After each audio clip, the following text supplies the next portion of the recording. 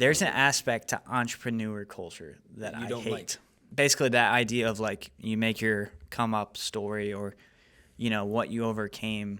You can look backwards and like talk about certain things having a purpose that they just happened, or I'm not saying things don't have a purpose, but you can look back and you can paint a picture because it's behind you. Right. But when people start out, they don't always have this clear destination in mind. And you may pivot and change, and now you're doing something else, and that's part of life. Sure. And people will pretend sometimes that, like, that was the plan all along, or that's not, like, a huge pet peeve of mine, but people do, they like to paint their story in the best way possible. But Do you feel that, because I think there's two ways to look at that as an entrepreneur. Like, the culture is bring yourself up by your bootstraps, right?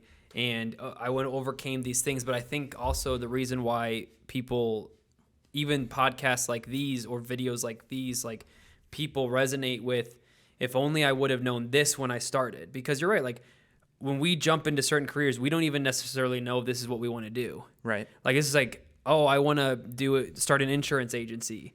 I hate insurance. Like, like when I first started, I didn't know that if this was going to be a 3-month thing, a 6-month thing. I knew I needed a job. Sure. Like, and so I agree with that. But then looking back, I'm like, dang, if I could have known this when I started, this whole journey would have been so much easier. Right. So I think that's the one nice thing, though, about entrepreneurs reflecting on their failures, as long as they can do it in like a, honest way, because it helps people like us that are trying to build businesses. Like, you're trying to build a business, I'm trying to build a business, and we're still like growing in that way. We like listening to other entrepreneurs and their failures.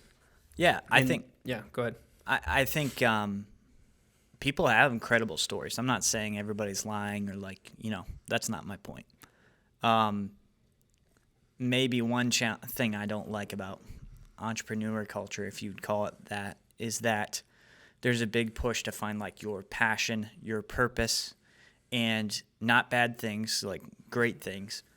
The challenge is that like you don't know what that thing is often before you're starting. I mean, think about in college, how many people start in one major and change majors before they graduate, right? Like, if we listed off our friends, I mean, tons of them changed majors. And that's not that's not bad.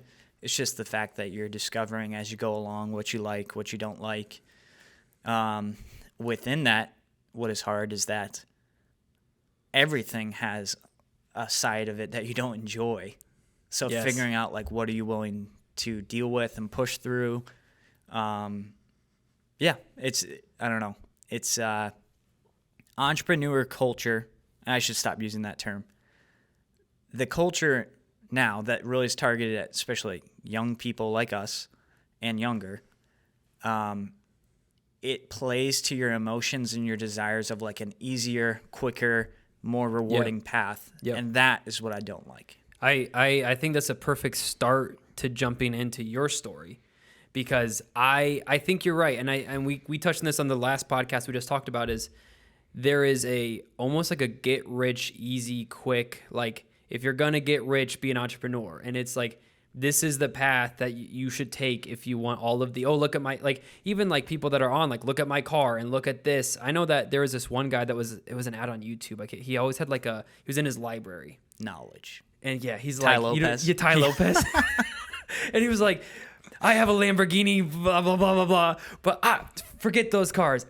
The books are what I'm proud about. I want knowledge. And it's like, bullcrap. Like, you like your car. Like, let's be real. And I think that the danger with people that they need to understand before they jump into a career where they own a business is, I would argue after 5 years, there's more dark times than bright times.